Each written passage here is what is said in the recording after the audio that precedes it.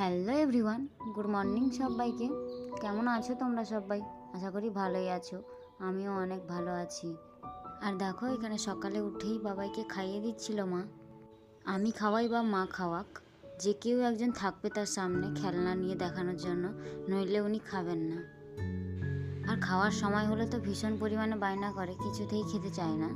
তারপর ওর খাওয়া কমপ্লিট হয়ে গেছে, এদিকে আমি তাকে চেঞ্জ করিয়ে দিলাম।